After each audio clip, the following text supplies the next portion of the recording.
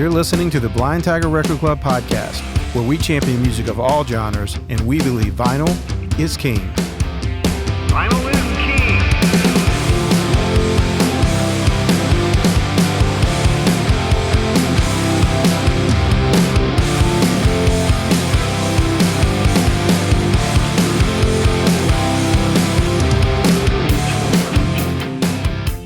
Welcome back, everybody, to the Blind Tiger Record Club podcast. I'm David Williams, and I'm joined tonight by Mr. Kevin Lee. Hello, everyone.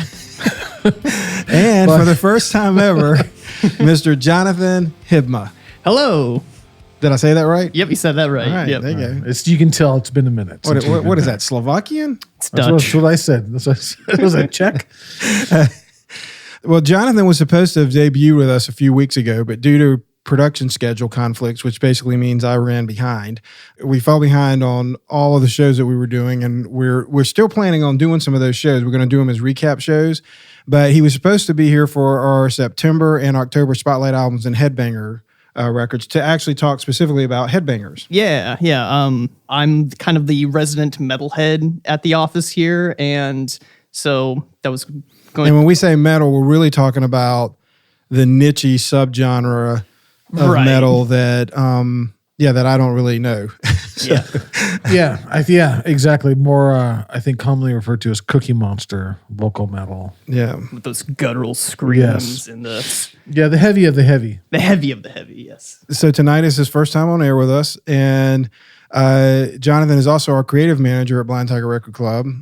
So he does all of our... I do emails, websites, marketing graphics. Mm-hmm. If there's any issue with your website, complain to me. Exactly. You know who to blame. You know who to right? blame. But don't forget that he's really into metal.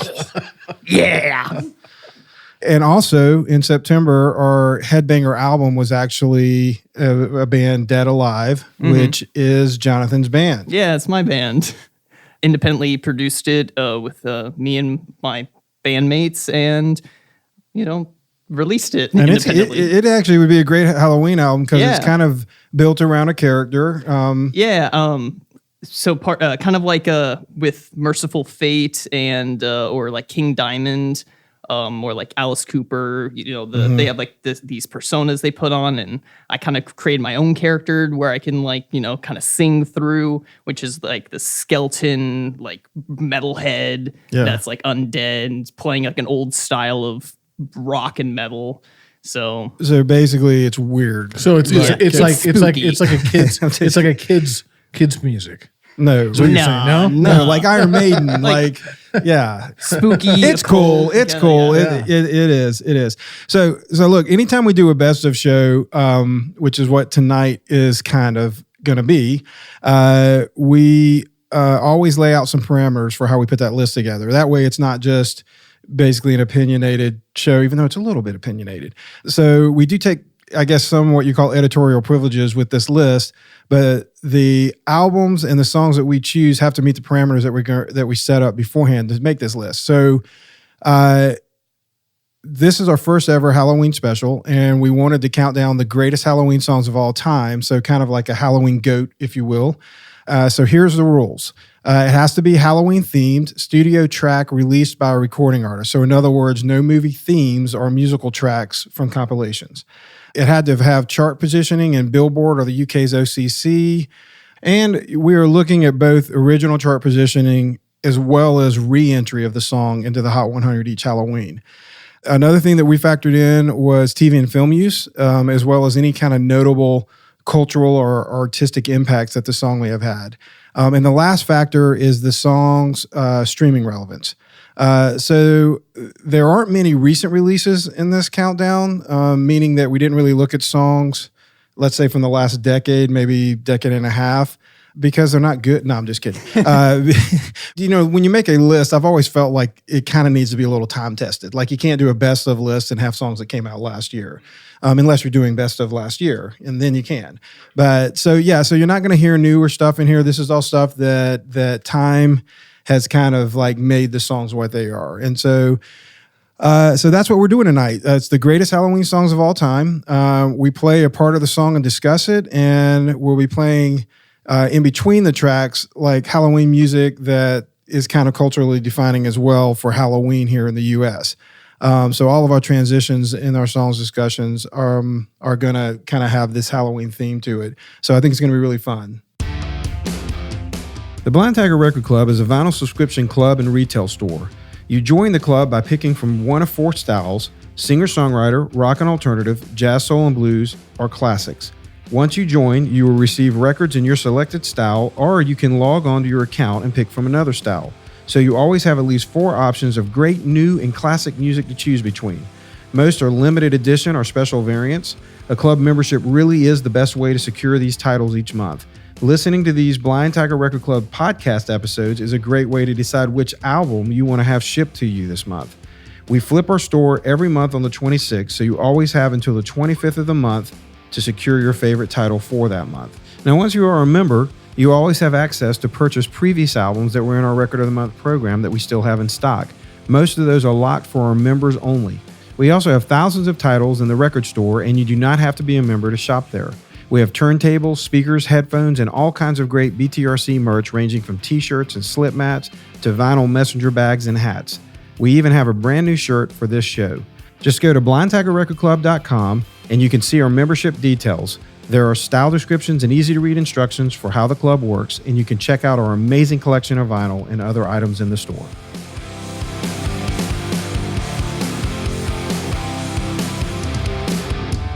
The real purpose of this show is to help all of you discover new music or rediscover classics, and we consider it an honor to share this music with all of you, and we really hope that this podcast can be an easy tool for all of you to be exposed to these new releases or reissues of these classic, normally albums, but tonight it's going to be songs. So don't forget that we have over 5 seasons of club shows, artist interviews, and our end-of-year specials where we count down the best vinyl from each year. You can hear those on most all podcast platforms, including Spotify, Apple, Audible, and YouTube. Or you can stream directly from our website. Just go to blindtigerrecordclub.com and click on the podcast button. Let your friends know, and if you set up a Tiger Bucks account, which is a new thing that we have at the website, you can actually earn Tiger Bucks. Tiger Butts. You can earn Tiger Butts. Tiger Bucks is so cute too. It's adorable. Tiger Bucks. What is Tiger Bucks or Tiger Butts? Tiger, adorable? well, butts are cute too, but I'm just the whole Tiger Bucks. It makes me think of like Sambos. When I was a there kid. you go. There you go. Little tigers on Well, your you can placemats. you can earn those even when you're letting your friends know about the website and about our club. Yeah. So, and Tiger Bucks are just, they're just like what they sound like. You earn them as you spend. You earn them when it's your birthday. You earn it for all kinds of things, but you can turn it into cash when you're checking out and actually use it to get vinyl or really cool t-shirts or anything else that we sell in the store. Yeah, we got some cool shirts. Now that Jonathan's here, I can actually say good job on that, Jonathan, because he's Thank the you. one that ran point on setting all that. We worked all summer to set up Tiger Bucks. Guess this is really As all cute about as they are. Jonathan today. Kevin, don't be getting upset. My second chair is threatened. Well, all right. Well, we got a lot to get through tonight, but it's going to be really fun. So let's drop the needle and take a quick listen to Blind Tiger Record Club's special event, the top 10 Halloween songs of all time.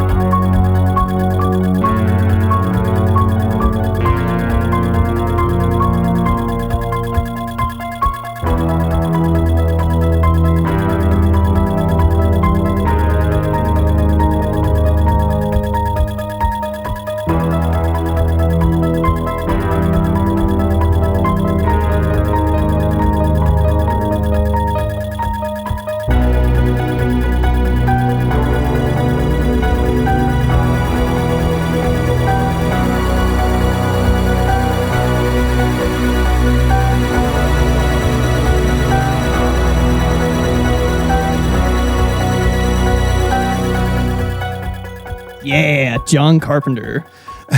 Well, that, of course, is probably one of the most iconic film themes, I think, in the history of film. I mean, it's got to rank up there with themes like Jaws, Even Chariots of Fire. When you think of movies that are so tied to their theme songs, I mean, this has to be one of the top. And even though it's a film theme, it's been streamed over 30 million times on Spotify alone. It's played on radio stations every Halloween. I mean, even if it's just for bumper music or advertising a haunted house, I mean, you hear it all season. It's one of those songs that, like even in YouTube, it spikes into the top 30 songs played on YouTube every Halloween. Of course, it appeared in all 13. That's right. There's been 13 Halloween movies of the Halloween franchise. The song was composed and performed by the film's director, as you mentioned, John Carpenter, that's an amazing fact in and of itself that he wrote the whole score for that movie. Mm-hmm. That's amazing. Yeah. So it's not one of the songs in our top 10, but you can make a strong argument for its inclusion, I think. But it's not because it didn't meet one of our parameters, right? It's not by an artist. So now we're going to talk about our first song of the evening. And coming in at number 10, it's Kevin's favorite song, probably. Is it? It's People Are Strange by The Doors. Wow. Miss just outside. This is a good one, though. This is a good one. It's a good one for Halloween. Yeah. Yeah. Well, I don't think that's what it was originally made for. Right. It is a good one. Yeah. People are strange. They are. When this you're a room, stranger. people are strange. Yeah. People are strange when you're a stranger. Faces look ugly when you're alone. Women seem wicked when you're unwanted. Streets are uneven when you're down. When you're strange, faces come out of the rain. When you're strange, no one remembers your name. When you're strange, when you're strange, when you're strange. People are strange when you're a stranger. Faces look ugly when you're alone. Women seem wicked when you're unwanted. Streets are uneven when you're down.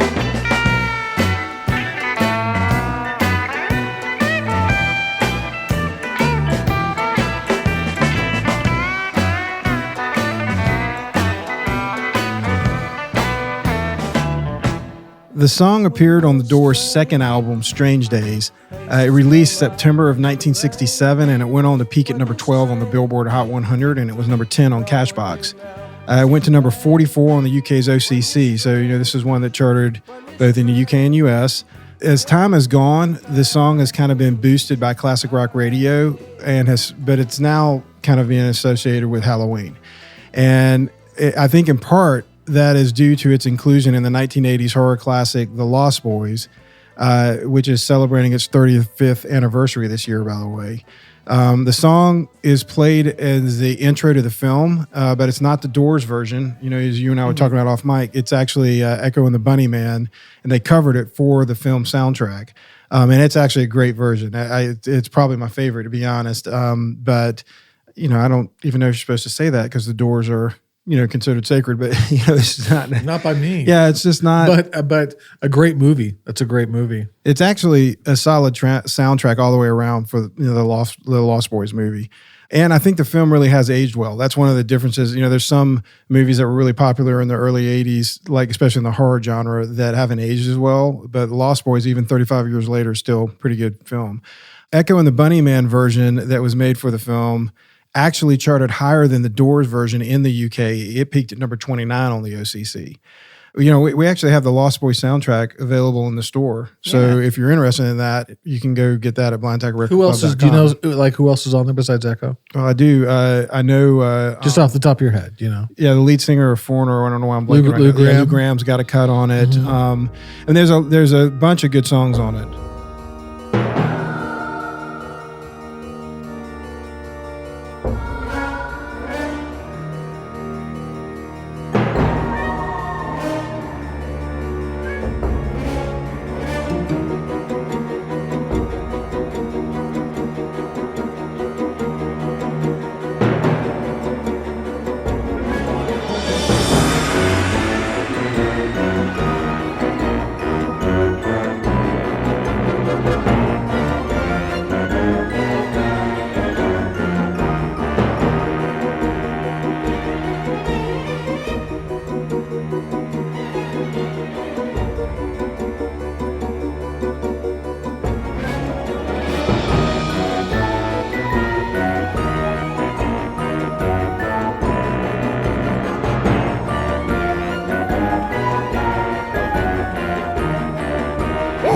Welcome. There you go. Yeah. That's actually another highly recognizable film theme. It's the theme from Tales from the Crypt, and it was written by Danny Elfman. It's not the only time today we're going to mention him, but Tales from the Crypt was a long-running TV series. It was a comic book series. They produced a few feature-length films in the series, and it's a horror anthology series, both the TV show and the movies, where they just compile different stories together. And each one was introduced by the Crypt Keeper as he was just doing the laugh and voice, or attempting, I should say, of that, which was good. It was good. But I'm offended. I take pride in my creepy. Well, there you go. Then he nailed it. Yeah. I just didn't want to have copyright infringement and somebody calling us over it. Fair, So that was fair. definitely a fake. That was It was definitely totally fake. the Crypt Keeper was a decaying skeleton that was kind of animatronic. Yeah, he was this animatronic puppet that was kind of zombie skeletal like. Yeah, he's a skeleton with a little bit of skin still on. Yeah. but he would introduce his story almost in the vein of like an Elvira or even like Alfred Hitchcock, the way he would set up his shorts, and or Rod Sterling with Twilight Zone. So again, this is not on our list, but it's definitely a Halloween standard. I mean, you'll hear it at every party or Halloween store or anything like that you go into. So getting back to our list, our number 9 song is the incredible Stevie Wonder and his massively successful song, Superstition.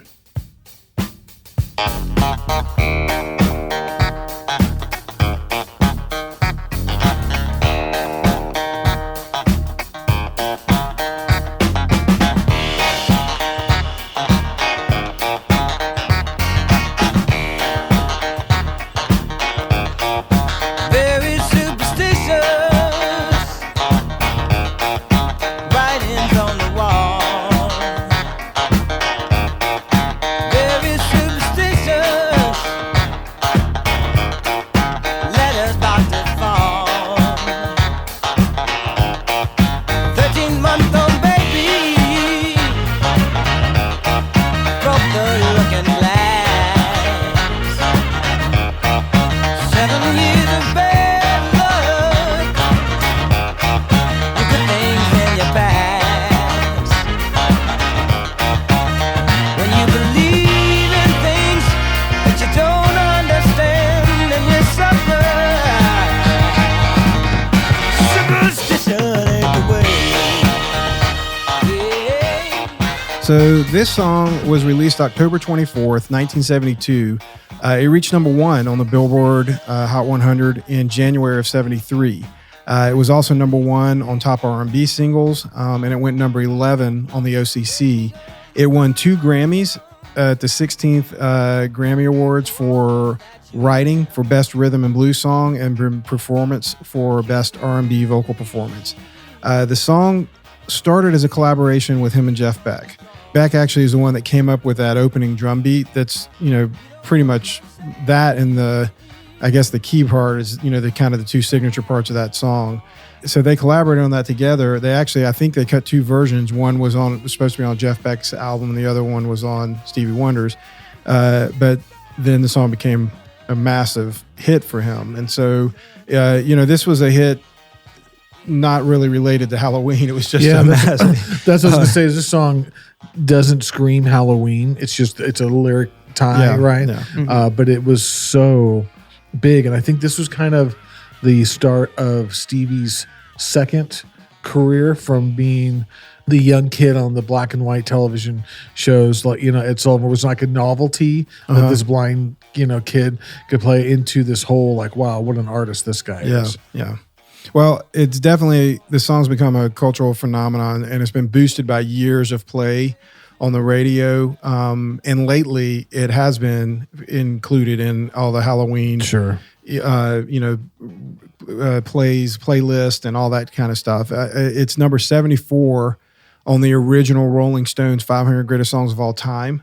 It's number 73 on the 2010 update, so it's just staying right up there pretty high. And like People Are Strange, their song at number 10, this song definitely bumps on radio and streaming and YouTube every Halloween. So on Spotify, it's Wonder's top song. It's got over 500 million streams. In the UK, it's got 115 million streams. So once again, we kind of see this Halloween connection, kind of solidify this song into like a holiday standard. It's become part of the Halloween fabric, music of America, at least, where Halloween is obviously the biggest. Well, and I think one of the things too that really connects this to Halloween was its inclusion in John Carpenter. So we got John Carpenter again, but his 1982 film, The Thing. So this is played at the opening of that What song. a great movie. Yeah. Oh yeah. So again, I mean, that's, if you need more Halloween kind of stamp on it, that's it.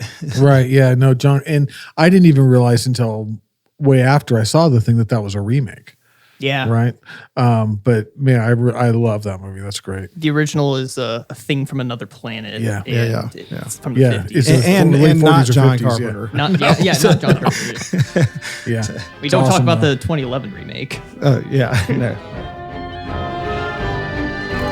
Boys and girls of every age, wouldn't you like to see something strange? Come with us and you will see. This our town of Halloween. This is Halloween. This is Halloween. Pumpkins scream in the dead of night. This is Halloween. Everybody make a scene. Trick or treat. Tell the neighbors on your diaphragm. It's our town. Everybody scream. This town of Halloween. I am the one hiding under your bed. Teeth ground sharp and eyes glowing red. I am the one hiding under your stairs. Fingers like snakes and spiders in my hair. This is Halloween. This is Halloween. Halloween. Halloween. Halloween. Halloween. More Danny Elfman and Tim Burton. Danny Elfman for sure. Yeah. This is the second song that we've played today by him. And I told you we'd hear from him again. That, of course, is from the 1993 film Nightmare Before Christmas. The song was covered by Marilyn Manson in 2006 for a special release of the film soundtrack. It's another song that's becoming a Halloween classic now. And YouTube, Spotify, Apple Music streams, they all spike every year at Halloween. And this is another one that's not on our GOAT list, but it's definitely becoming a Halloween standard. The Hot Topic kids love it. Yeah, that's right. My kids love it. Well, I mean, my youngest in particular, like he loves this movie and this song. But let's get back to our countdown. Our number 8 song is "Werewolves of London" by Warren Zevon. Is that more up your alley? No. Are you kidding me? No.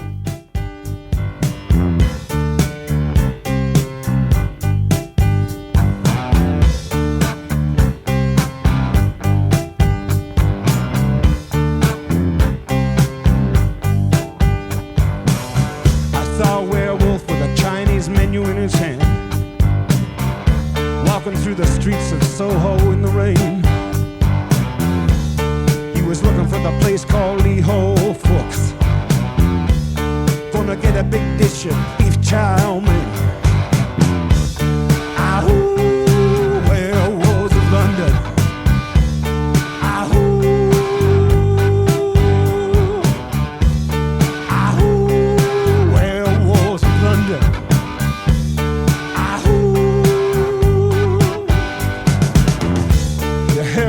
Around your kitchen door,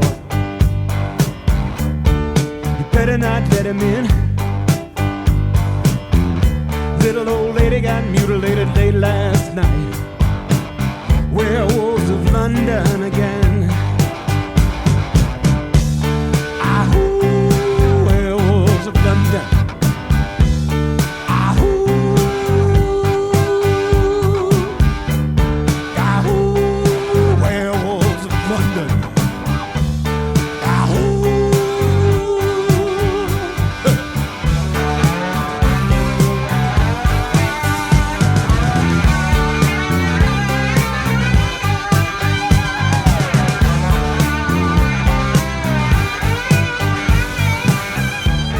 So evidently, much to Kevin's chagrin, that song appeared on Warren Zevon's 1978 album, Excitable Boy. That's a great album. It appeared in our Classics Records of the Month program in 2020.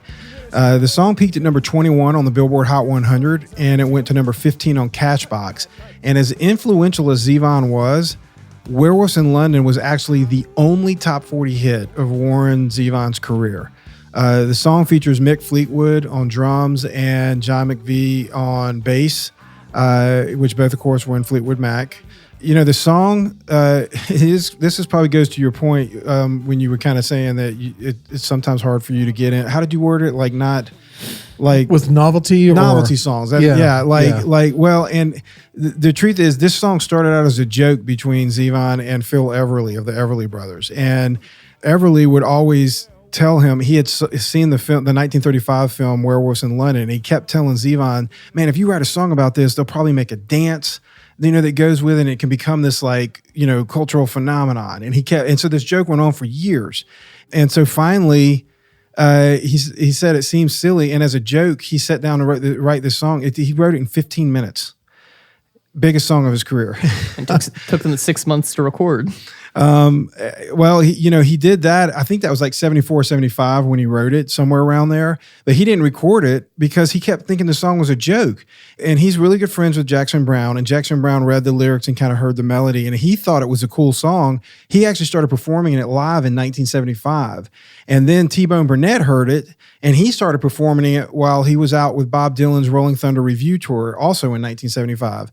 And so it's still not tracked anywhere. So then Zevon finally gets down to record it and puts it on his Excitable Boy album. And it now, is his biggest hit. It has over 100 million streams on Spotify. It spikes every year on Halloween across all platforms. And I think it has now been adopted as a true, at least I associate it completely with Halloween now. It's just, that's when I want to hear it. We actually have Excitable Boy, and that's one that we have in the web store. And so I think we have one other Warren Zevon album as well. But and it actually is a great album. It's a good album from mid 70s. So you can check that out at the website.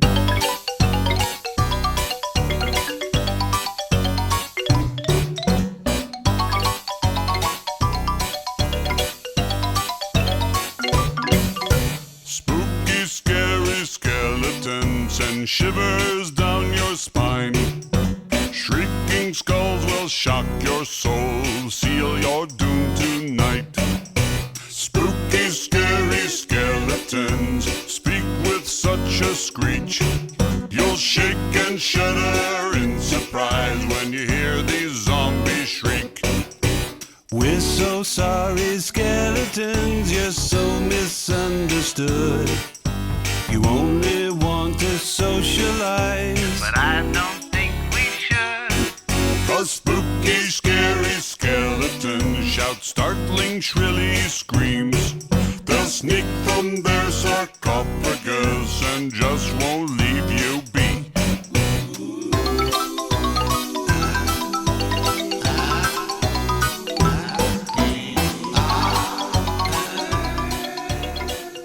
Jonathan, I know that's one of your favorite. It's one of my Halloween favorite songs. isn't it? I did a cover of that, like a black thrash metal cover on my, I my totally album of it. see that. Yeah. I can totally see that. Oh, that song on the Dead Alive? Yeah, record? my Dead Alive album, Rise of the Skeleton Army. But that song, Spooky Scary Skeletons, has become kind of a cultural phenomenon, at least online, over the last few years. It was released on a album called Halloween Howls, Fun and Scary Music in 1996 by a man named Andrew Gold. And then in around 2006, Disney released this DVD that had a bunch of their old classic Now, is like this black is and this white yeah? Now, is cartoons. this from that? Is that song from that original No. skeleton one? Yeah, it's from his album. It's from his album, but then Disney synced the song to they the Dancing synced it to it. Skeletons Okay. one, right? Right. I didn't know And- if that was actually the music for the initial Dancing Yeah, Skeleton. Yeah. Jonathan's Which I'm very right. familiar with that old Yeah, cartoon. this song has been referred to as internet's Halloween anthem. Rolling Stone referred to the song as the Halloween meme of Generation Z. And so obviously, Kevin, you and me would not fall in that category that probably, knows much about this song. But just last year, the Washington Post ranked this song number 2 on its list of 50 best Halloween songs of all time. So, this does not make our GOAT list, but who knows? Maybe if we redo knows? this list in a few years, and especially if Jonathan's in charge, I think it'll be on it. So our number 7 song is I Put a Spell on You by Screamin' Jay Hawkins.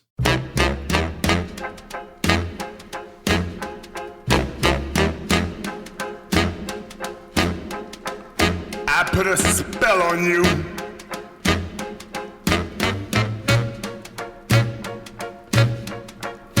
Because you're mine.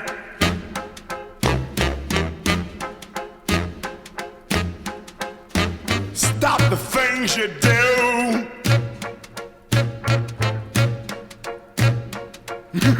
What's up?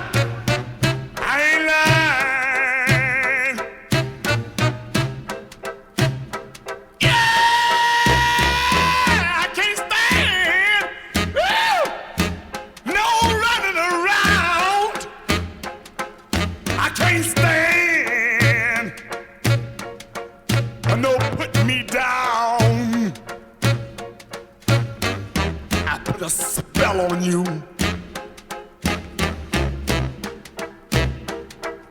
Because you're mine. Oh, yeah.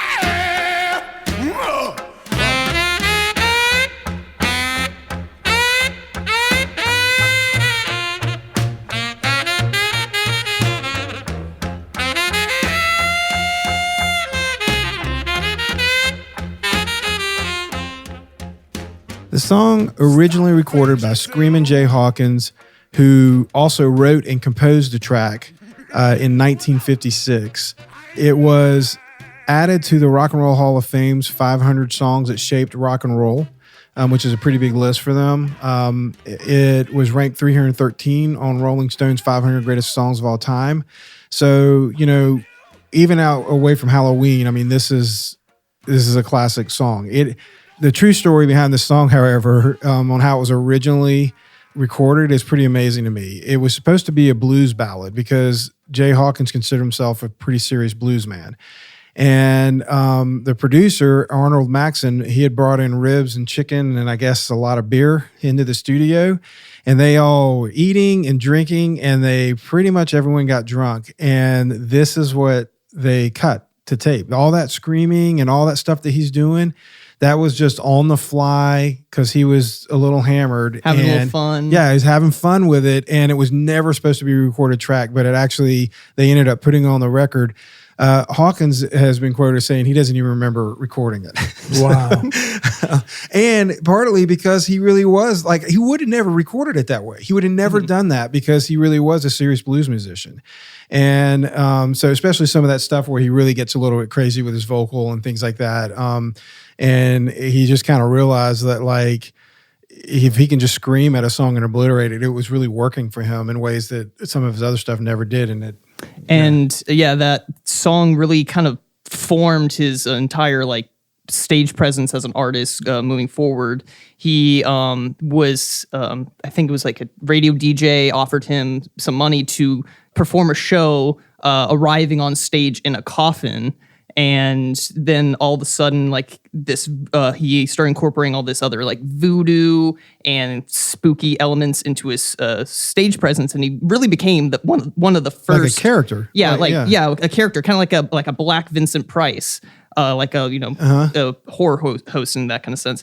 But he was really one of the first like shock rock performers, like before Alice Cooper, before Kiss. That's like one of the things I love about so many of these Halloween songs is like, yeah, they're associated with a holiday, but they also, in many cases, they kind of like launched little offshoots and subgenres of rock and different kinds of music. I mean, some of these songs are pretty important as far as is creating some of those avenues for other artists to follow. And I don't know if it was a Kiss doc or Cooper doc, but one of those guys cited him. I'm sure. And cited that inside of the performance of it and just said that's kind of where that came from. And I believe it was Cooper, since Cooper was before Kiss. Yeah. But yeah, I mean, that's what an influence, and just think of how many things from those guys to knuckleheads like this guy's, That's right. That's right. Well, over the years, this song has become kind of a cultural iconic song. It's been covered by artists like Nina Simone. It was one of her biggest songs that charted in the US and the UK in 1969. The Alan Price set charted in the UK in 66. One of my favorite versions was Creedence Clearwater Revival's version, and that charted in the US in 68. Yeah. Brian Ferry covered it in 93, and it reached number 18 on the OCC Bette Midler sings it in the 1993 Disney film Hocus Pocus. So, and then Marilyn Manson, once again, he covered it in 95. Jeff Beck and Joss Stone covered it in 2010, and it was actually nominated for a Grammy Award for Best Rock Performance by a Duo or Group. And that was at the 53rd Annual Grammy Awards. So, and then I think the most recent cover was Annie Lennox, who covered it in 2013. So this song lives in a lot of different versions, but they don't stray that far from the way this is arranged. I mean, there may be, obviously I think the vocal articulation is probably the biggest difference in a lot of these tracks. I mean, he wrote a song that has just had a lot of legs. The original version by Hawkins never charted until it was included in the film 50 Shades of Grey, and this was in 2015, and it charted in the US and the UK, and that's the first time that Screamin' Jay Hawkins, his version appeared on the radio charts. But again, it spikes across all platforms every Halloween. That's one thing that's been pretty consistent. And so it's been used in TV, film, commercial spots, just another, classic holiday Halloween standard.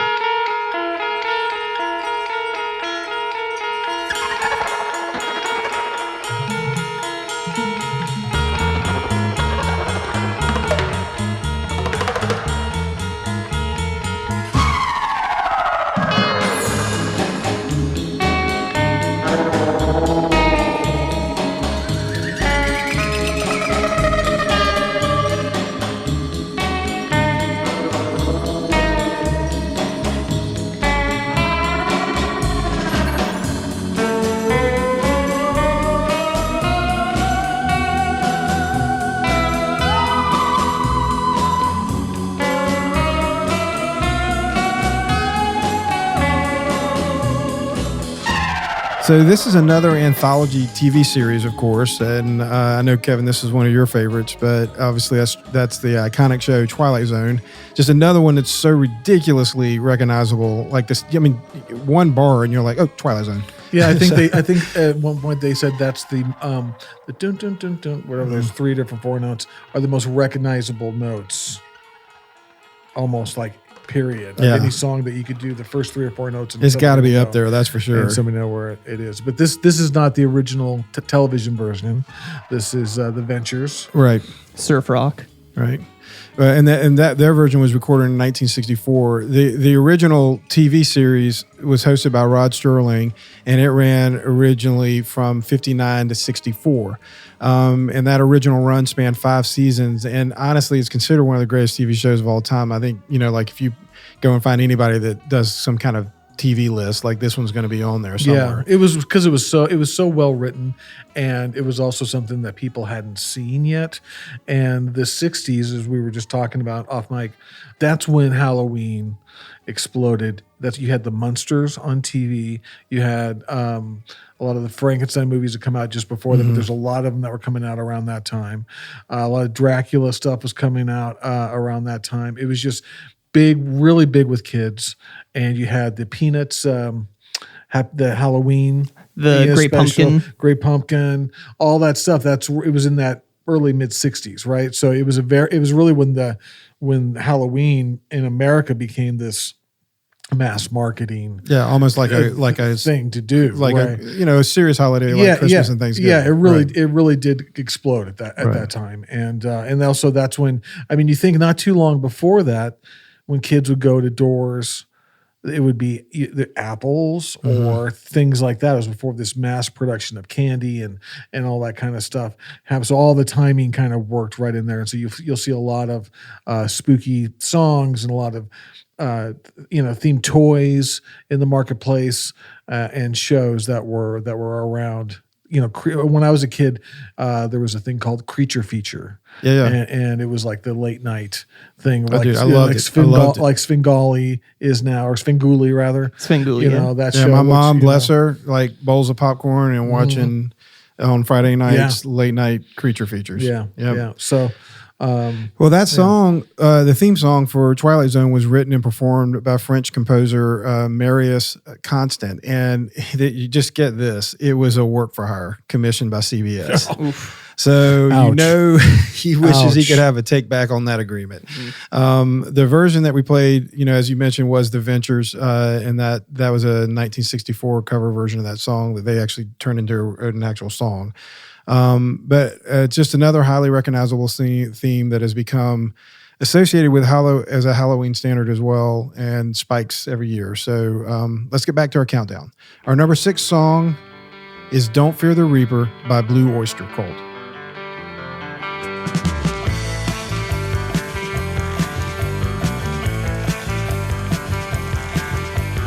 All of times have come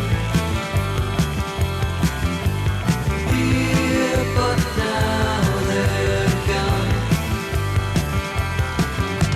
Seasons don't fear the reaper, nor do the wind, the sun, or the rain. We can be like they are.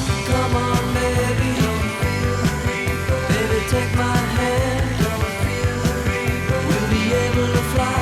Don't fear the reaper. Baby, I'm your man. La la la la la. La la la la la.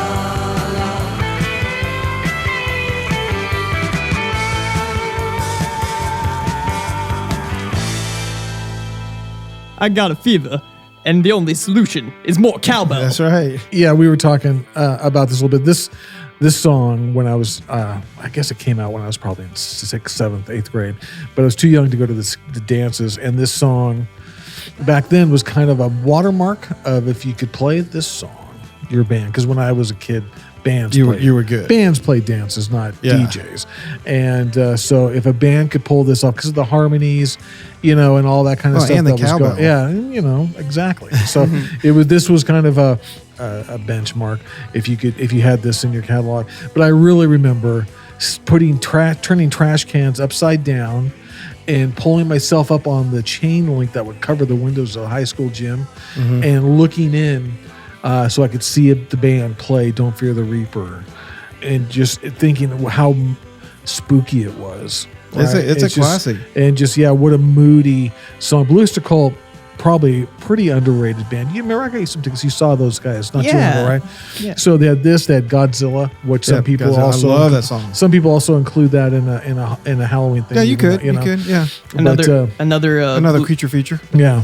another Blue Oyster deep cut that I really like is Nosferatu. Oh, yeah. That's Yeah, another really yeah. good bluesy. Yeah. But They're- dude, they're- they're you real- got they're cold that in the band. name of your band. You're Yeah. gonna have Yeah. some Halloween Yeah. hat tips. But Yeah. Monsters. Yeah. So cool band, really cool song.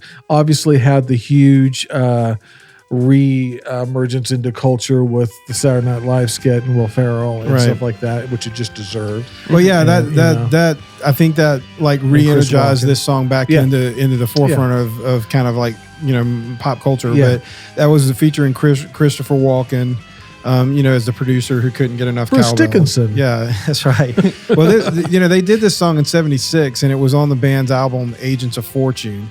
The song was written and performed by Donald Buck Dharma Roser, and he's the band's leader and guitar player. and guitar player. Yeah. And this song really, that's the record it was on.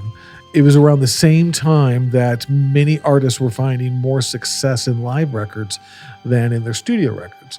And so this was the same thing. This was, I forgot what's the name of the live record, Enchanted Evening, I think, Some Enchanted Evening. And so the live version of the song, it was more popular than the studio version, not unlike Frampton and Kiss and a lot of Yeah, the bands that's like true. that, or that, The original song was on the Billboard Hot 100 chart for 20 weeks, which is a long span. Yeah. It peaked at number 12.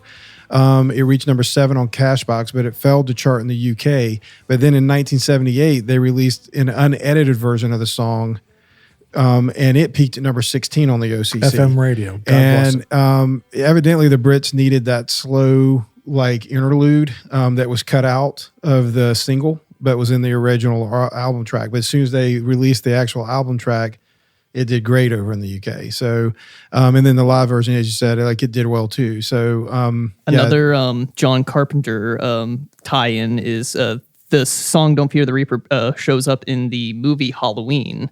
which we also play at the beginning. When Jamie Lee Curtis's character is driving around the car. Don't Fear the Reaper. Oh, that's right. It's on the radio. Yeah. The one where they bust the window out and you can see the wrench in their hand. Yeah, It's amazing. Awesome movie. That's awesome. And then just always, because we love him and he's part of the family, another artist here, Brother Kane had an artist in Halloween movie with... It was And Fools Shine On. Correct. Yeah. Yep. This song's been used in film and TV many times, and but it's again, spikes at Halloween, cross platforms, and it is their most streamed song. It's got well over 500 million streams to date. 85 Supply is the official show sponsor for the Blind Tiger Record Club podcast. 85 Supply is a full-service nationwide merch company. They specialize in screen printing, embroidery, logistics, graphic design, and custom branded promotional products. From printed t-shirts to the most custom products available, 85 Supply offers over 500,000 products to customize. 85 Supply is trusted by some of the largest brands in the nation, from organizations like MTV, LaCroix Sparkling Water, Spotify, and more. 85 Supply's reputation of quality precedes them. In fact, I have personally worked with 85 Supply for years. Almost all the merch products we carry at the Blind Tiger Record Club were designed, printed, and manufactured with 85 Supply. I tell them what I want, and they help bring the vision to light. Whether you're a touring rock band, an event, or organization, or a podcast and radio show like us, we highly recommend reaching out to our friends at 85 Supply for your next project that needs branded product. Go to 85supply.com or email info@85supply.com to get started. You can also get 5% off your first order. Simply mention Blind Tiger Record Club via email or over the phone with your rep. It's that simple. No coupon codes or anything to remember. Just tell them that Blind Tiger Record Club sent you and you get 5% off your entire first order. Once again, visit 85supply.com or email info@85supply.com to get started on your next merch product.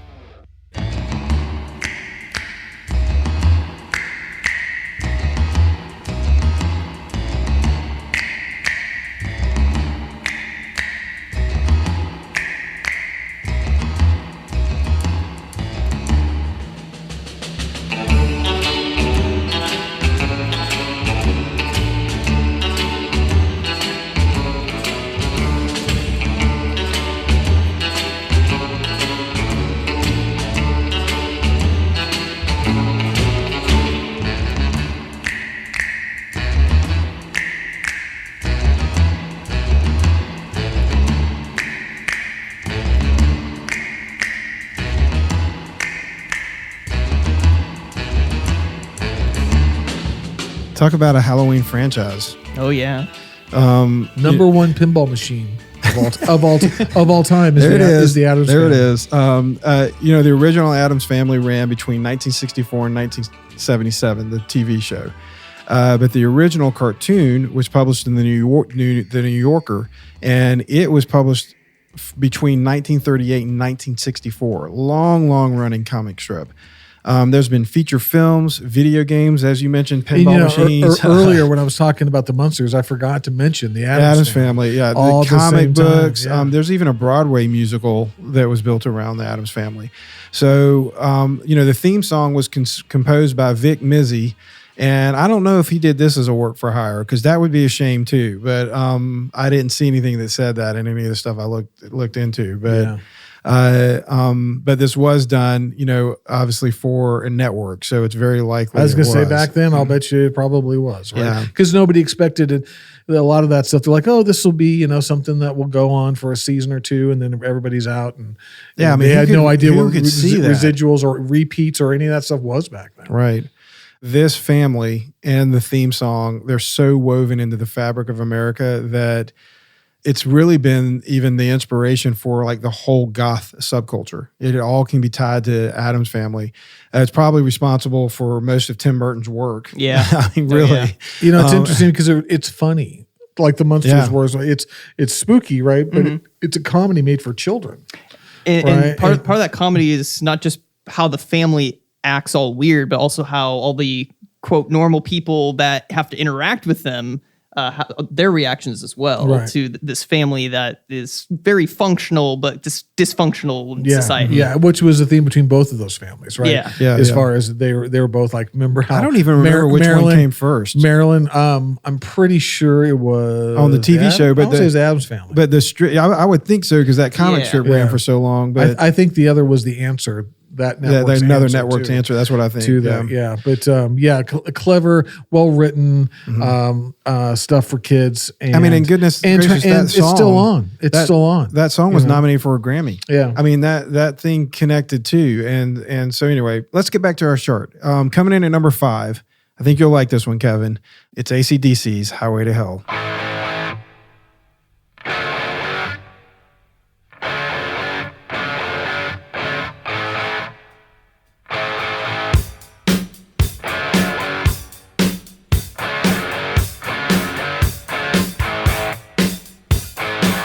Living easy, loving free. Season ticket on a one-way ride. Asking nothing, leave me be. Check out everything in my stride. Don't need reason, don't need rhyme. Ain't nothing I'd rather do. Going down, party time. My friends are gonna be there too. I'm on the highway to hell.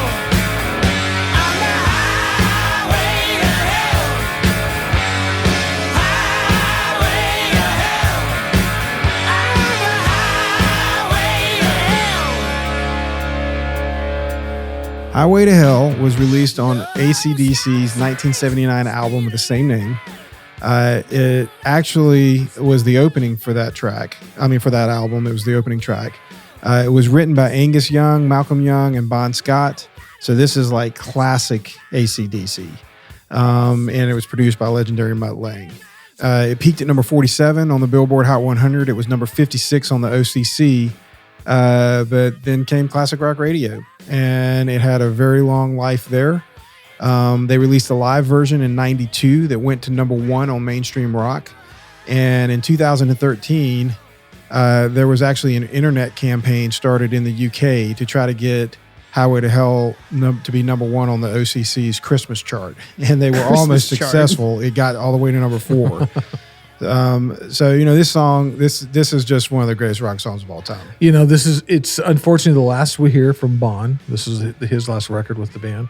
But this was, you kind of forget that this was pretty controversial back in the day. I think when this came out, I was like 14, 15.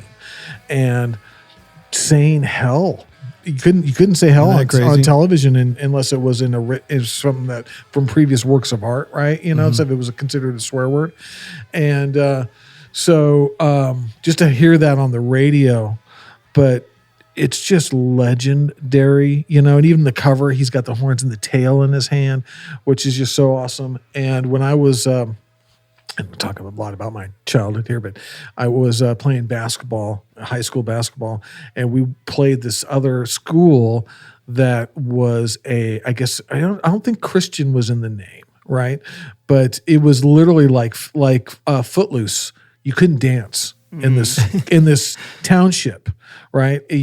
Dancing was literally illegal, and we're talking the 70s. And I remember we went there, and you come out, the basketball team comes out, and you just shoot around, right? Where you go through your kind of drills, you're warming up and stuff, and you'll have songs playing. Yeah. So each team got to do that. And when we came out, this was the song. So I was a freshman, right?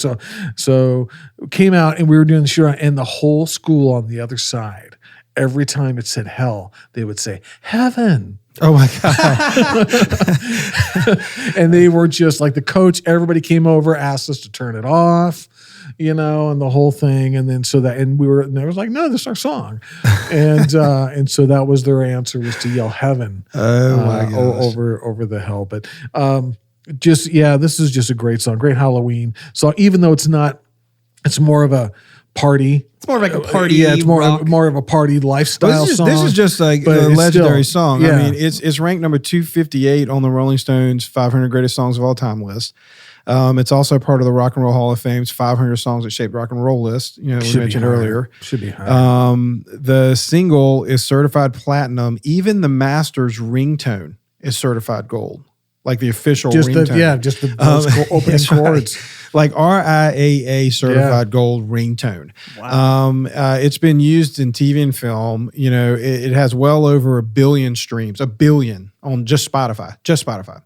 It spikes every year on Halloween now, and even though it's really played all year, if you listen to any album-oriented format still, I mean, you're going to hear this song. And the recording stands up. All the performances stand up. It still sounds great. I mean, it's just pure rock and roll, and it should be way higher than 250 something on my. Hey, that's not too in bad. my It's 500 of all time. It's Highway to Hell by AC/DC. Yeah. Come on. I'll bet you there's other stuff on there that's just especially now that list is starting to get real good scattered. Lord. Yeah.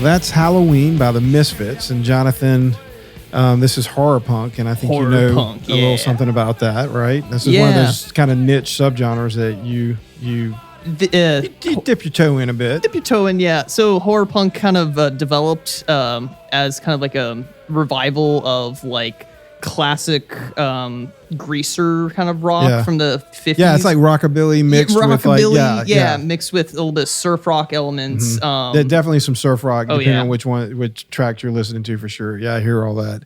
Well, I wanted to mention this song because the Misfits, they are pioneers of this subgenre of music. It didn't exist before them, and the song's been covered a few times, but it's mainly the impact that this band has had on that style of music that makes this an important one to mention.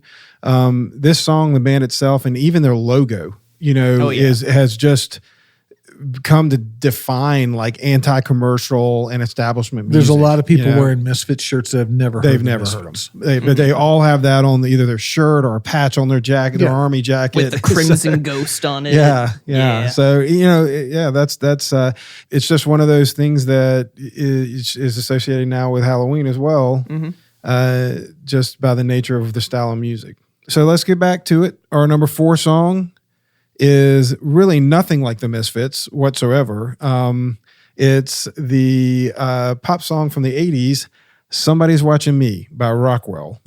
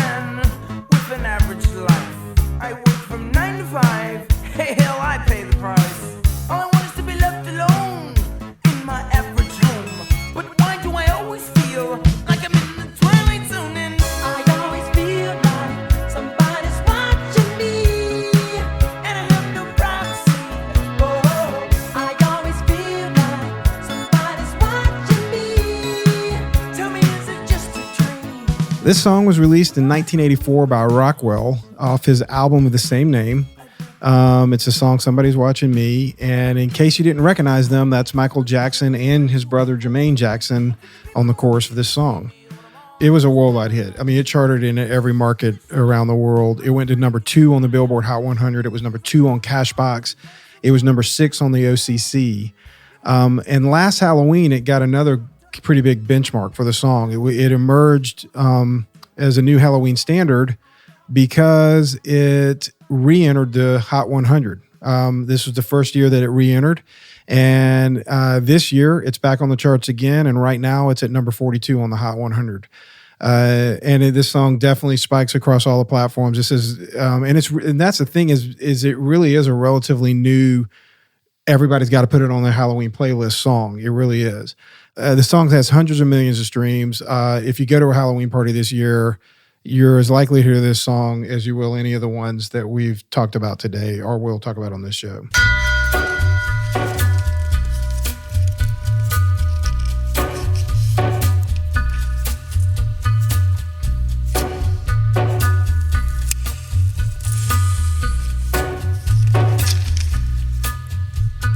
Take a little walk to the edge of town and go across the track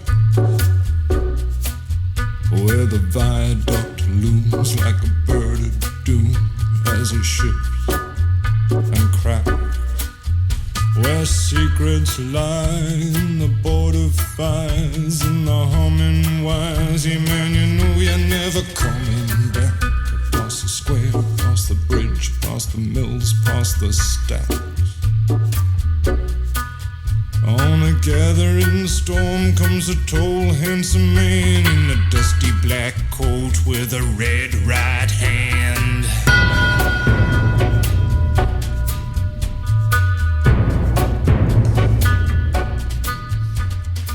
So that's Red Right Hand by Nick Cave and the Bad Seeds, and it was released in 1994 off the album Let Love In. The song's based on John Milton's poem Paradise Lost, so it's intentionally, kind of dark in a lot of places. What's really driven this song, kind of cultural adoption to Halloween, has been its use in film.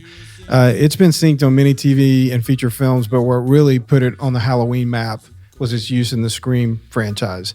It's basically the Scream theme song, really. Jonathan, you a fan of the Scream movies? I like the Scream movies. Yeah. Yeah. How about you, Kevin? That's a little. I like the band. You didn't get into slasher movies even in the 80s. The Scream. For me, those films, a lot of them I like I Know What You Did in Scream. I like the first ones.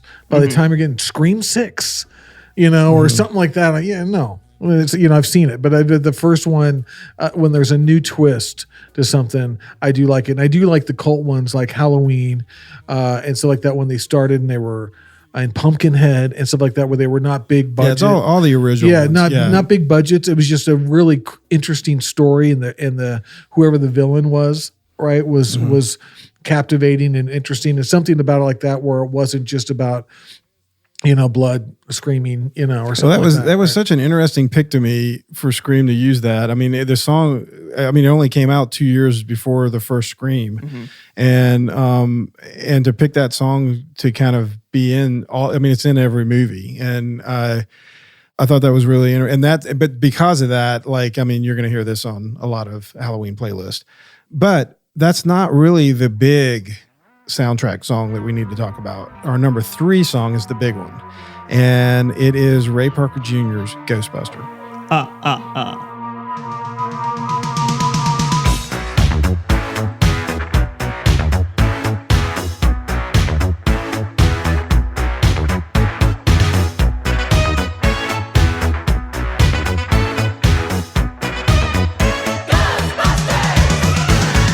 Something strange in your neighborhood.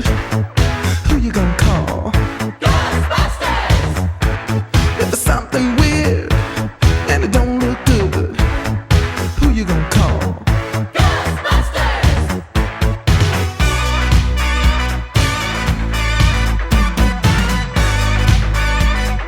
I ain't afraid of no ghosts.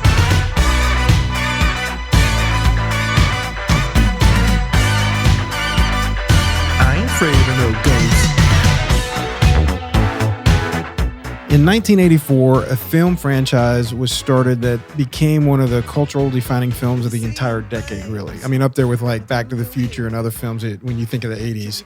Goonies, these are things you think about. Huge. The song was no different. It was a worldwide smash, Ghostbusters. Probably biggest movie of the year, yeah? Yeah. It was a summer blockbuster? It was huge. It was huge. I mean, it was and it was one of those ones that, like, all the little knickknacks from lunchboxes to Happy Meal prize. I mean, it was everywhere. There was cartoons, Ghostbuster cartoon everywhere, franchise. just everywhere. Yeah. But the song was also a worldwide smash, and it went number 1 on the Hot 100. It was number 2 on the OCC. It literally topped, in the top 10 at least, mostly in 1 and 2 slots, almost every territory worldwide.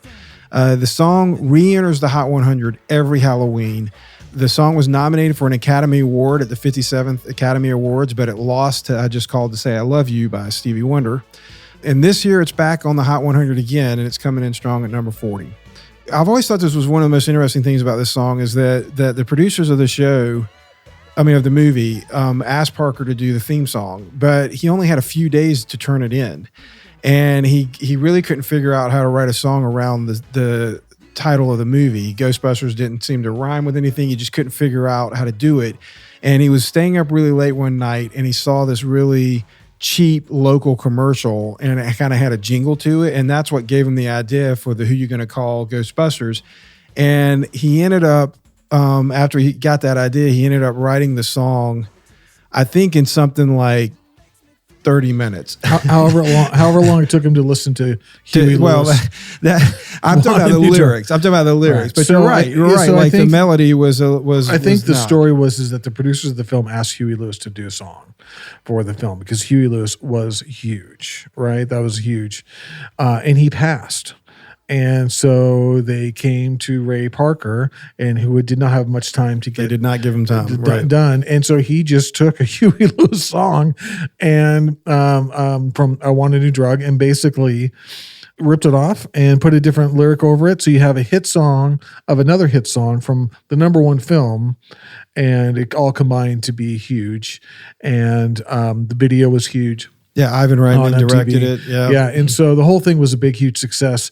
And later, they were sued by I don't know if it was the label at the time that Huey or the composer. No, I think it was Huey and his management. Yeah. I think it was actually Huey. The composer of the track. So, and they won, as we were just talking about earlier. It had a big payout. We don't know what it was, but it was supposedly pretty decent. And then Jonathan was just saying that. Go. Why don't you just? Yeah. So they settled out of court, and then years later, in like a documentary, Huey Lewis broke the confidentiality. Yeah. And so then Ray Parker sued Huey Lewis, and then he got some money back from the same lawsuit. It's amazing. The whole thing's amazing. I even read somewhere, I've talked about this song one other time, I can't remember why, but I feel like even when he was tracking it, there were 2 girls in his house. I don't even think it was an appropriate situation, but they're young.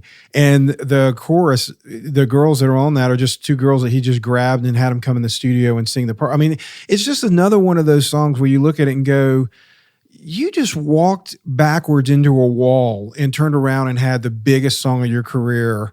And I mean, you cash those royalty checks every month still. Yeah. I mean, just mailbox money. It really was such a big hit for him that he would make appearances on the sitcoms of that era, right? That would be, because he was just like Ray Parker Jr. And he was a suave looking dude with the Jerry curl and stuff, I think, right? Back then. And so he, really kind of Billy D. Williams did, right? And really became popular. And then when it was like, hey, what's another song? And it was like, oh. Yeah.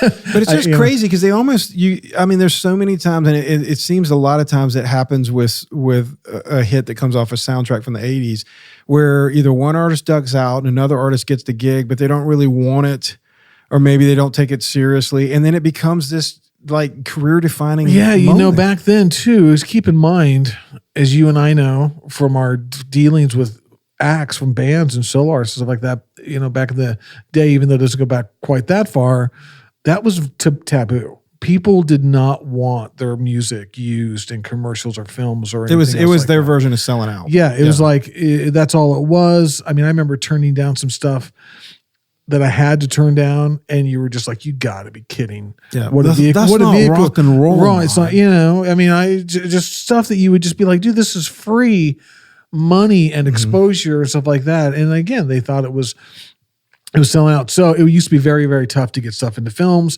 Now everybody's dying for placements. Yeah, right? isn't that crazy? Yeah. Yep. So now they kill for it. yeah, exactly. Ha they kill for it. Dave.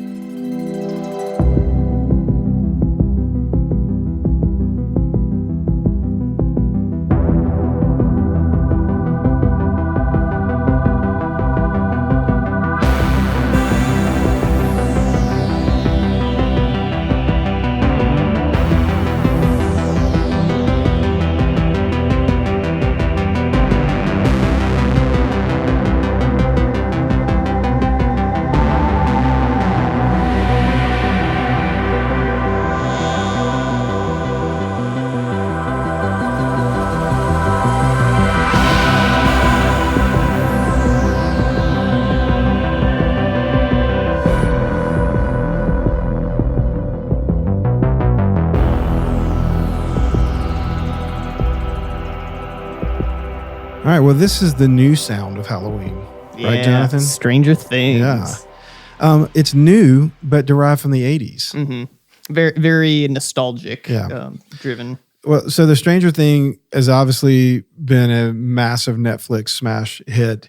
Probably, I'm sure if it's not the most, it's one of the most successful shows they've had on the network. Mm-hmm. Most successful franchises now in season 4. It's a phenomenon. The theme song was composed by Cal Dixon and Michael Stein of the band Survive, not Survivor. Survive. The extensive use of synthesizers that's on it is obviously meant to invoke the 80s, which is where the show's set.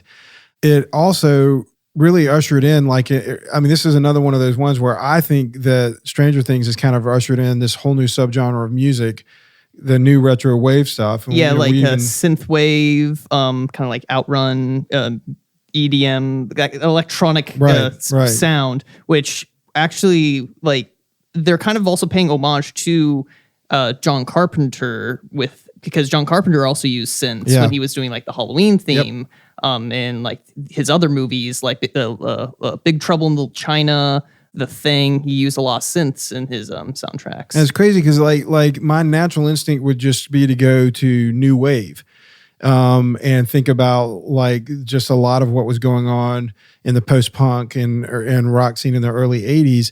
But I think you're right. I mean, there's also it's like this mixture of new wave with actual horror, Halloween horror in the 80s style. New wave was pretty light and happy, and this is all these tones. They're kind of there's all the 80s synth tones, right? The true 80s synth tones and Lynn 9000 drum machine type of samples and stuff. But it's the key that they're played in is different keys than you would find in that 80s initially pop music. It's just spookier, right? Yeah, it's like Iron Maiden synth or something, but it is. It's still very approachable because it's pretty clean. I mean, as far as it's it's easy to listen to and it's easy to get. Yeah. I think everybody goes, that's like the 80s again, but it's done really cool. Oh, and so when you think about that show too, the way that the words come up, it looks like an old horror novel cover. And that's why it looks like a Stephen King cover or something. The HBO logo from back then, it was like that. There's a band, just a little off topic, but there's a band that I'm a huge champion of called Reckless Love, and they're from Denmark or something like that. But they kind of got ahead of this, and they put out a record where it's all like the synth. They're a rock band on the almost metal rock band, almost but pop, right? Right. But they put out this thing where they're the whole album, they're dressed, they look like they're from Miami Vice. And Weezer did that one thing too, right? Yeah. But they dress like they're Miami Vice, and it's all synth instead of regular drums. And the videos they're in 80s arcades, and stuff like that. And it's it's fun, and it really brings the kind of the cool, one of the cool parts of the 80s. Yeah. Because That's what's so great about this is like everything from the font in Stranger Things down to like this They theme just song. nail it. Yeah. They completely have you. I mean, before they even rolled 1 second of the show, you were already in the 80s. You're in the were 80s. there. Yeah. The whole show is a wonderfully written Dungeons and Dragons story that is filled to the brim with like 80s homages to film and music and culture. It's fantastic. When did Dungeons and Dragons become a popular board game? It blew up in the 80s. Was it? In the Yeah, 80s? that's also like to your story about when you had the people on the other side chanting the highway to heaven. I remember a little bit of like the pushback against Kiss, but the big thing I remember from the 80s was the anti-D&D movement that went on. Wow. Yeah, the 80s is when that whole like satanic panic really started blowing up with Dungeons and Dragons was a big target, as well as a lot of like the metal bands that were, popping up around that time. Kiss and Ozzy. Kiss, and that's where all like the lore. Films like Hellraiser. Well, and so much of Hellraiser. like even the rock lore, like Ozzy Osbourne biting the head of a bat on stage, like all of that started then and just spread through that panic, and everyone just accepted him as truth. And it's like, this is why you can't go to that show, or this is why you can't. But you're right, and that's what's so great about Stranger Things. It's amazing. And another thing too is it's so recognizable. This is another one of those themes where even though this is relatively current, like I'm telling you, 20 years from now, this is going to be like what we're talking about, the Twilight Zone. I mean, or it's going to be like the whatever else. Halloween Yeah. theme. It's already a part of America, right? And if not the world, and it doesn't have to be. Even though it's horror and spooky, it's big enough where it's not just about Halloween. Some of those songs we've played or been talking about, they're really only played or they're really only maximized during Halloween. This show and that theme song from that show, I mean, that's just all the time. Yeah. And you instantly, it's just, I like it so much.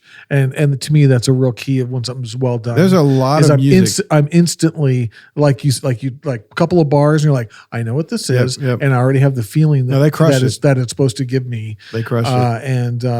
And yeah, I just think it's so well done. There's a ton of music in the Four Seasons, and they have soundtracks which has music from the show, which is all the original cuts from 80s songs, and then they also have the scores on different albums. We've got some of them maybe sold out, but we have almost all of them in the store, and they're all. I mean, most of them are like really cool, like color variant packages, and so they're very hard to get. And so when we, if you are interested in them, you should go check it out at blindtigerrecordclub.com.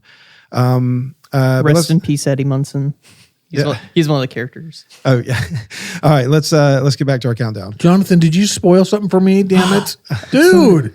Spoiler alert! Come on, you bro. go past the expiration date. All right. All right, we're going to number 2. Our number 2 song is "Monster Mash" by Bobby Boris Pickett and the Crypt Kickers.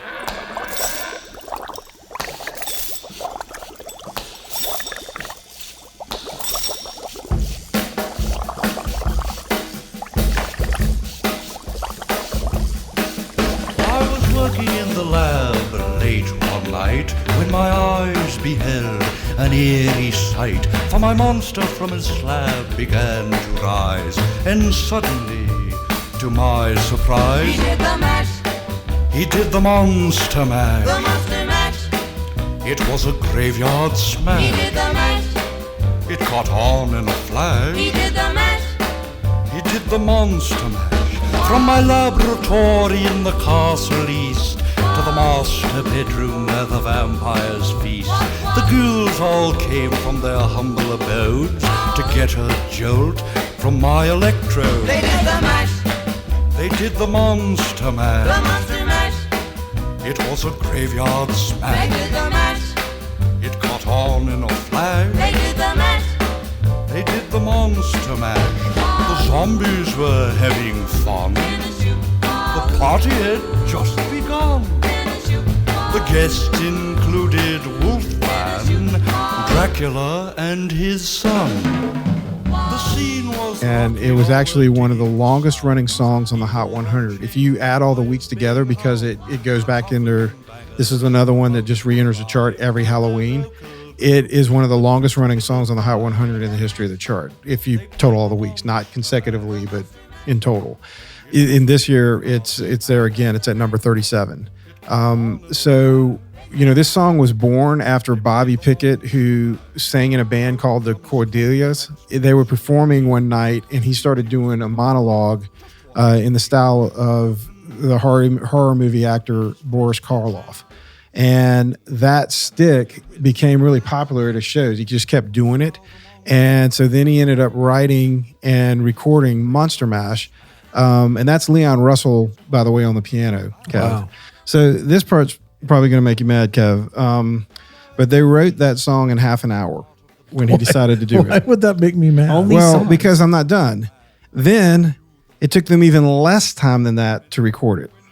I mean, so literally less than 30 minutes, and you're talking about a song that has reaped massive royalties. I think that for 60 years. I think it's genius, and I think it's you know what this song is? My word for this song is it's groovy. Yeah. Right. This is a song. It's what year was it that it came out, Dave? 1962. 62. Wow. Yeah. Earlier than I thought, but very into that whole dance, kind of craze time still, where they were having dances called certain things and stuff like that. It's like the original TikTok dances. Yeah. It's just, again, you think about like out of everything that some of these artists record, where they labor over the writing and toil over the recording, and then you go and you just cut something like this, and this becomes he paid rent for the rest of his life with this song. I mean, for me, most of the songs that I really cherish, I find out were pretty easy writes because they just came to the person, they didn't have to toil over it really too much. It was like one of those songs is like, it's there in the ether, just whoever finds it, and then you find it and it comes pretty quickly. But something like this, which is a novelty song, let's face it. But it's also just cool. And they had like a cartoon video of this. Yeah. So you look back at then, you think of some of the first videos for songs, right? Like how early was that? Because there was a cartoon, very Peanuts era. Yeah. Right? Well, you were talking about how like in the 60s, like a lot of the Halloween stuff just kind of started. And honestly, this song, I don't care if you're talking about even things like we were talking about with like horror punk or whatever, like anything that you tie to in the music world to Halloween. I mean, I think it really started with this song. Yeah, and it's just such a super clever title, and it's a story. Yeah, it didn't take itself that seriously. But you still, the part I can't believe is that they took them so little time to actually cut it. That's just rolling tape. Set up in a room and roll tape. Yeah, that's just. Well, the one other fact about this song that I thought was kind of funny is this song was actually banned in the UK in '62 because it was considered too morbid. So it got no radio play over there. But then in 1973, they reissued the song, and it actually charted all the way to number 3 on the OCC. Wow. So I guess they just loosened up over that decade, and so the song became acceptable. Come on, mate, it's no big deal, right? Yeah, just a Monster Mash. As we said, this song's 60 years old, and it's basically honest. It's the theme song for the holiday. This would have been our number 1. I would say that. I was going to say, Dave. This, I think, number 1. Maybe it's just because of my generation a little bit. Even though I was a kid when Monster Mash came out, but the song you're about to mention to me is "The King." I know, but I will tell you this: like, even if you go and you pull up a current like iTunes like top Halloween songs being downloaded on iTunes, none of them are the actual artist cuts. They're always like these kids compilations or little and that's Halloween let's face it, that's what Halloween's for kids. Yeah, but songs cut by other, like not even artists, just cut for a compilation. But Monster Mash is like just over and over again. Like as you just scroll all the way through the top 100, you'll probably see like 25, 30 versions of this. Is all the top downloaded songs through Halloween. Yeah. So it really is, for lack of a better word, it is a monster. Yeah, and it's Halloween. And like I said, I think that one of the reasons that it is so successful is because Halloween's for kids in general, right? And this is a children's song.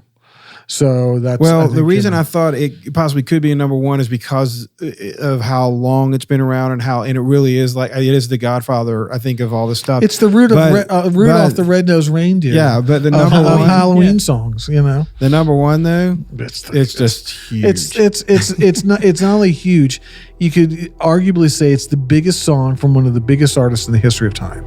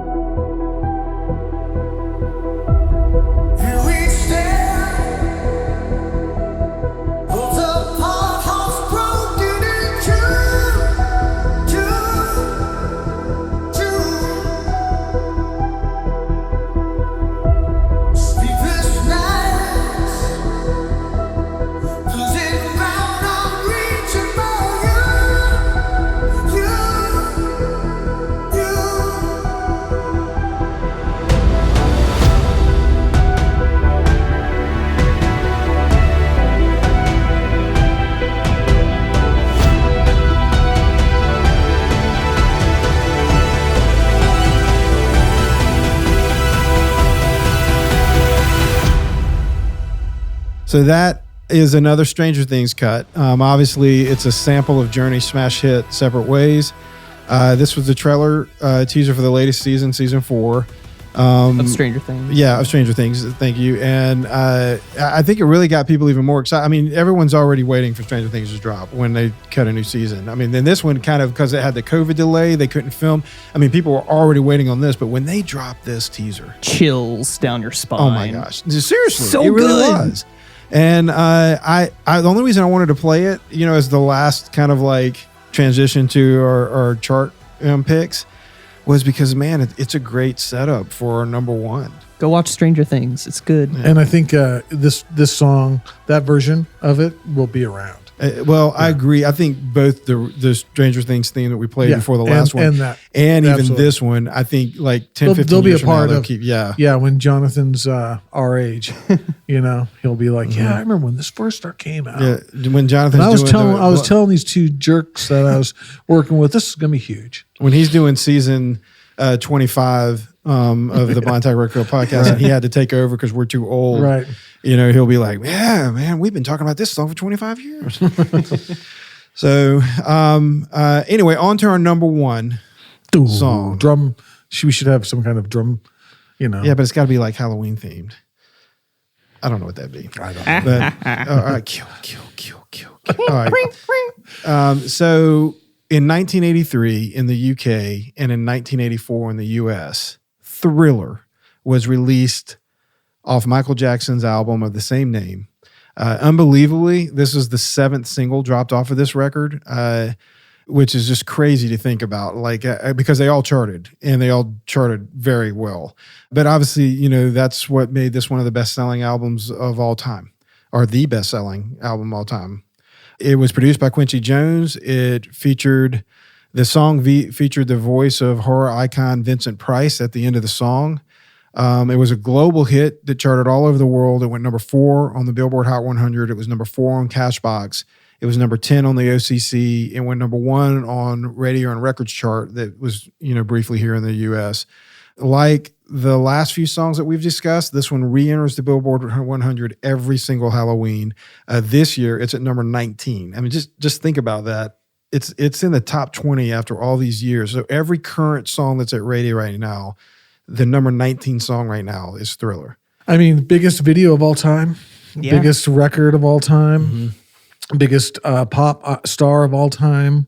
The awards that were given for choreography, makeup, all that kind of stuff for the video, just owned it. Well, yeah, and that's the thing. This video, along with the fact that the song was so big and such the whole album, but this song is attached to one of the most epic videos of all time. Of all time, history. I think it is the number one video of all time, and it's also at the peak of MTV's influence, right? As far as when it was pretty early. Culture. It was still pretty early, but it was right. I mean, it was 83, and it aired on MTV in December of 83.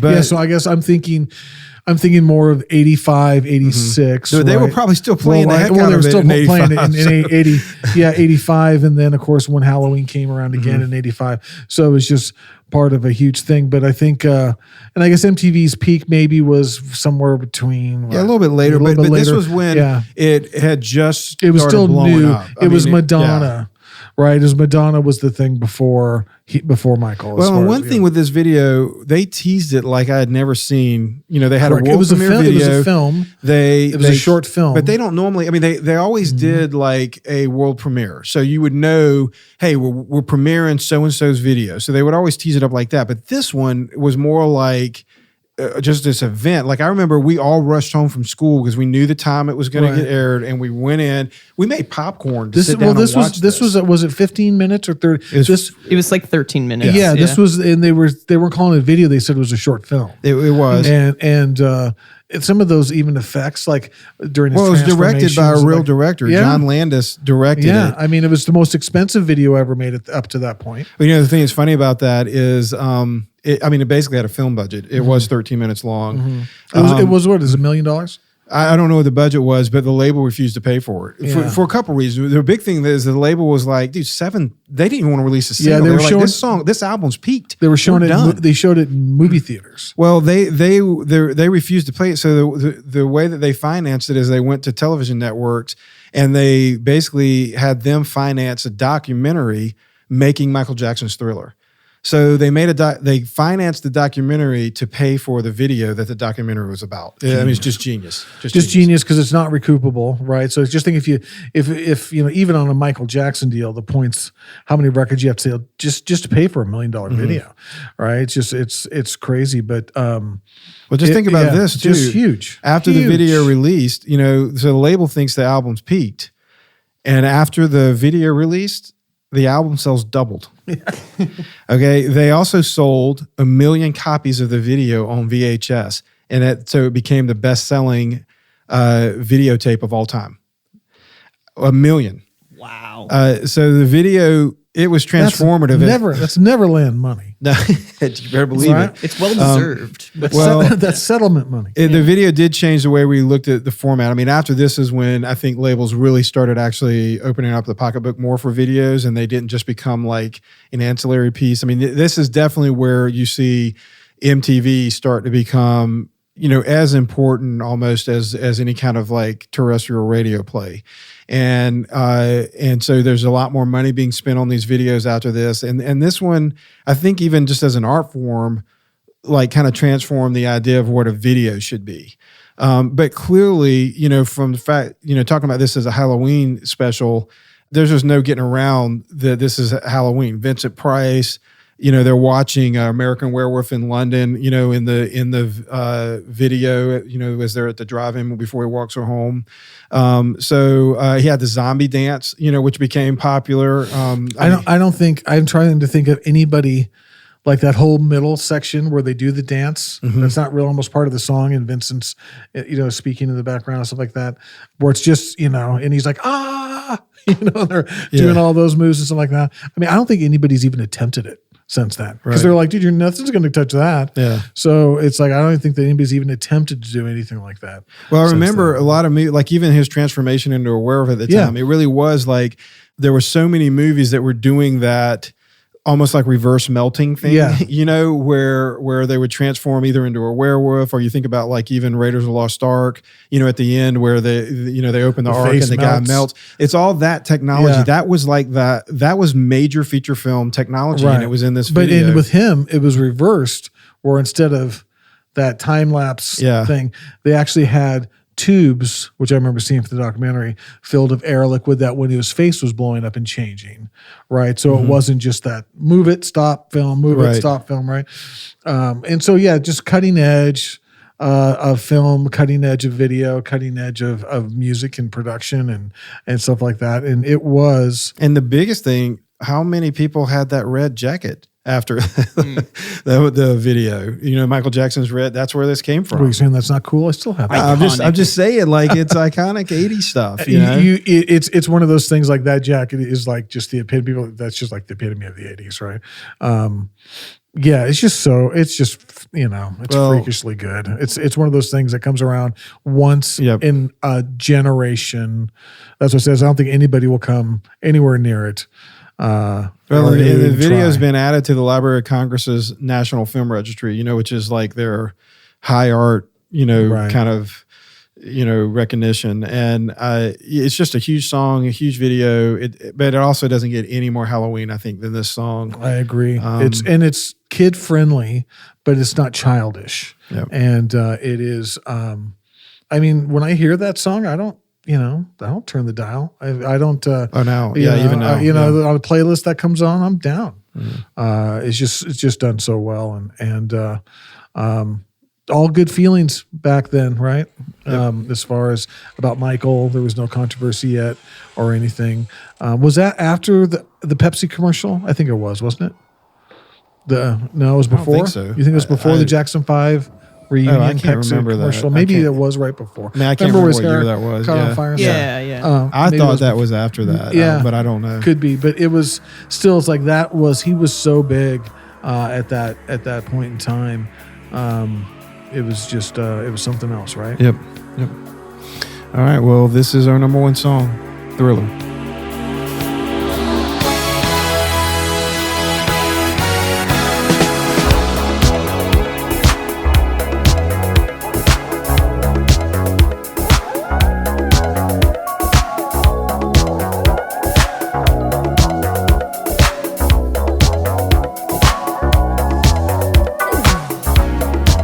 It's close to midnight. Something evil's lurking in the dark. Under the moonlight, you see a sight that almost stops your heart. You try to scream, but terror takes the sound before you make it. You start to freeze as horror looks you right between the eyes.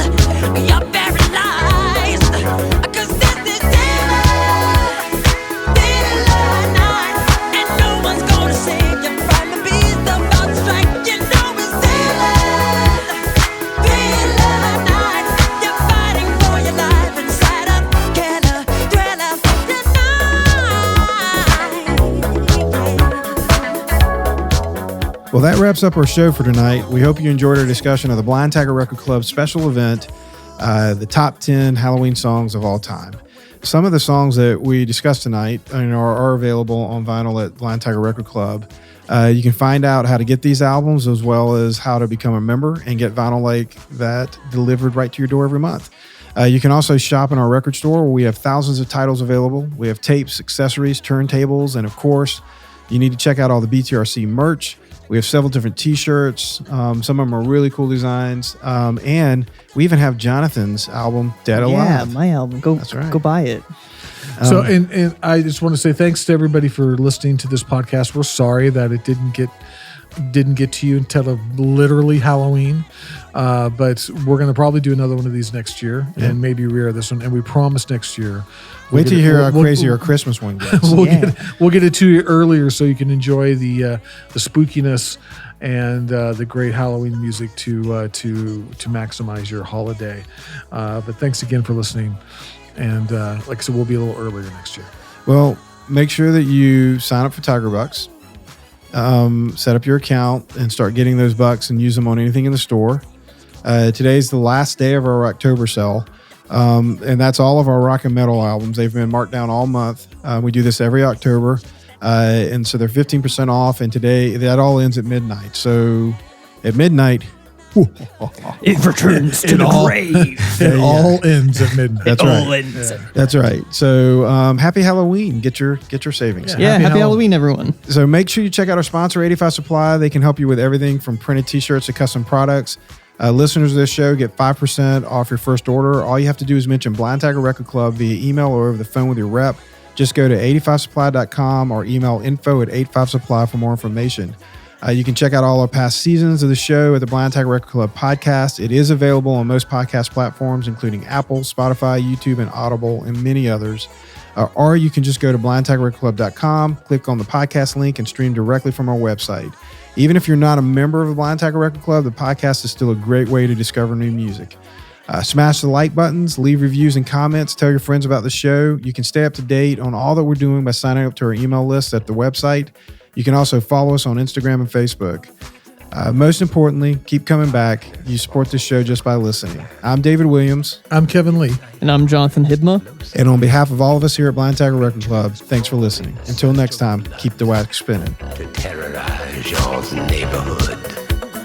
And whosoever shall be found without the soul for getting down must stand and face the hounds of hell and rot inside a corpse's shell. I'm gonna do it tonight.